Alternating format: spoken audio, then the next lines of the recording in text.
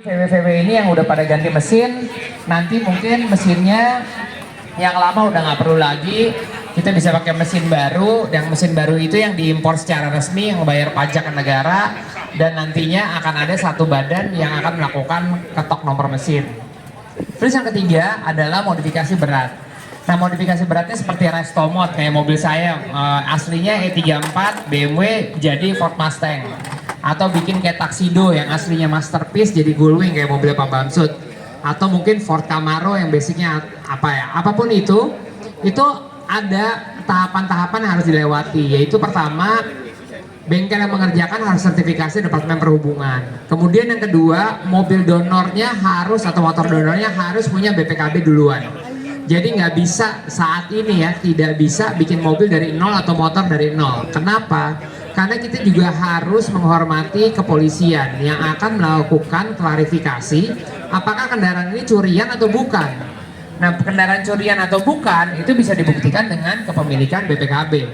Dan kepemilikan BPKB ini yang nyangkut perlu salah satu aja, kalau nggak nomor mesin atau nomor rangka, tapi lebih ditekankan kepada nomor rangka. Soalnya sekarang saya juga lagi berjuang berikutnya, nggak ada negara yang mengharuskan nomor mesin itu wajib. Soalnya mesin itu kan moving parts. Kenapa sakral banget di Indonesia, moving parts kan bisa rusak. Oke, dibilang boleh ganti, nanti beli spare partnya di APM-nya. Nah sekarang VW Kodok, nih sebelah kanan kiri apa belakang saya, di VW aja udah nggak jual mesinnya. Terus apa solusinya? Mereka nggak punya solusi. Jadi nanti solusinya beli mesin dari luar, bayar pajak negara, PIB-nya normal lengkap, baru bisa dipasang, nanti diketokin nomor mesinnya dengan bengkel lainnya nanti yang akan ditunjuk oleh Departemen Perhubungan. Terus lalu verifikasi berikutnya adalah Departemen Perhubungan akan melakukan yang namanya uji tipe khusus. Nah, uji tipe khusus ini adalah misalnya mobil berubah bentuk. Nanti dia harus tanya tuh mobil asal usulnya apa, foto atau video selama berjalan gimana, kemudian jadi ini. Pasti di sini ada peluang lah. Kalau mobil-mobil yang terbang dari bulan atau surat kawinan atau yang lain-lain seperti apa. Saya rasa perjuangan saya 3,5 tahun ini jangan sampai kecoret dulu, karena kita 50% lebih udah punya peluang untuk bisa melestarikan kendaraan yang ada. Untuk masalah mobil-mobil yang mungkin kepemilikannya belum resmi Indonesia, tahap berikutnya yang akan saya lakukan setelah legalisasi ini adalah pemutihan untuk motor maupun mobil. Jadi kayak tax amnesty versi mobil atau versi motor, tapi itu berikutnya. Dan tahap 3 yang akan saya propose ke negara juga adalah bagaimana masukin kendaraan klasik dari luar negeri, karena itu lama-lama di Indonesia itu akan habis. Tapi hari ini saya nggak sempurna, saya bilang, karena saya belum bisa mengakomodir semua. Tapi kalau melewati apa yang saya sudah lewati, saya rasa kegigihan ini harusnya bisa menjadi suatu harapan lah buat kita semua. Karena yang paling penting adalah nanti ketika anak saya umur 10 tahun besar, VW Kodok tuh masih ada di jalan. Dengan undang-undang yang kemarin kita punya, belum undang-undang customisasi, secara nggak langsung undang-undang itu sebetulnya akan membunuh semua mobil tua dan tidak memperbolehkan mobil tua jalan.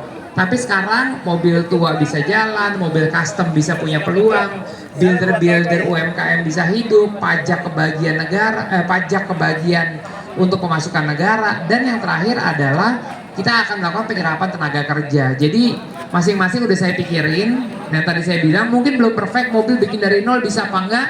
Nggak bisa. Soalnya kita tidak bisa menerbitkan BPKB. BPKB itu harus sudah punya dulu, karena urutan lahirnya BPKB hanya bisa dilakukan oleh Departemen Perindustrian, Departemen Perhubungan, turun ke kepolisian, melewati pabrik, harus pakai ISO, syarat tenaga kerja, bla bla bla bla, panjang banget. Tapi at least selama ini yang kehilangan arah sudah mulai ada arahnya, dan arahnya itu cukup jelas. But at least kita bisa melestarikan apa yang kita ada punya, cagar budaya otomotif Indonesia bisa dipertahankan, dan kreativitas kita untuk ditinggalkan di masa lalu itu di masa depan itu sudah kelihatan ada. Nah, ada salah satu bercandaan saya ketika saya fight adalah gini, kita mulai kehilangan banyak mobil tua di Indonesia. Sementara ini adalah cagar budaya otomotif Indonesia. Nah, saya bilang masalah kita tuh apa? Kenapa mobil tua nggak bisa jalan? Rata-rata surat-suratnya tuh nggak beres. Surat-suratnya nggak beres, negatif banget konotasinya.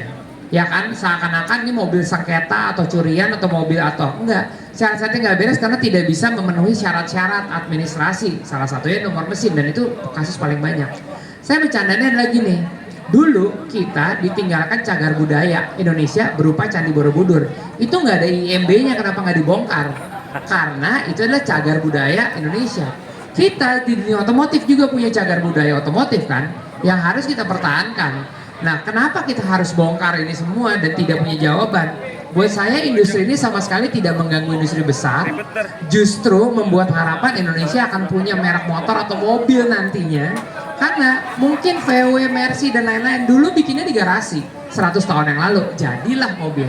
Mudah-mudahan dengan hal ini, Undang-Undang Nomor 45 Tahun 2023 ini, customisasi, ini adalah harapan baru untuk industri kreatif otomotif Indonesia, sambil juga bisa merawat dan mempertahankan cagar budaya otomotif yang ada di Indonesia. Indonesia adalah negara besar, negara macan Asia zaman dulu, itu bisa dilihat dari mobil-mobil Indonesia yang luar biasa bagus. Acara kenegaraan datang mobilnya dikeluarkan mobil tua, bukan mobil baru. Kenapa? Soalnya itu lambang Indonesia dari dulu udah hebat. Kalau ada kehebatan kita nggak bisa tunjukin kepada orang-orang apalagi di dunia internasional, dan kita harus selalu dipikir sebagai negara konsumtif. Contohnya adalah berpuluh-puluh tahun mobil kita dianggap sampah karena di sini nggak ada harganya, suratnya nggak beres. Di luar negeri harga 10 kali lipat. Sekarang stop berpikir seperti itu, pertahankan apa yang ada, bahkan kalau bisa saya akan memperjuangkan yang luar yang pernah keluar balik lagi ke Indonesia, bener kan? Dan kita di sini jalan tenang. Soalnya intinya satu, kita mau kasih duit ke negara, itu aja sih. Dan semua insya Allah akan happy dengan hal ini. Saya rasa itu yang mau saya sampaikan. Nanti bulan Desember, saya dan rekan-rekan saya dari IMI, dari Departemen Perhubungan dan juga kerjasama polisi, mulai akan melakukan sosialisasi perlahan-lahan. Karena ini bukan ngebalikin telapak tangan, 3,5 tahun bukan perjuangan yang mudah, tapi insya Allah temanya adalah ini bukan buat saya pribadi. Kalau kehabisan waktu, hanya saya yang habis waktunya 3,5 tahun kalau nggak sukses. Tapi kalau udah sukses, mudah-mudahan kebahagiaannya untuk kita semua. Saya rasa itu aja. Terima kasih. Assalamualaikum warahmatullahi wabarakatuh.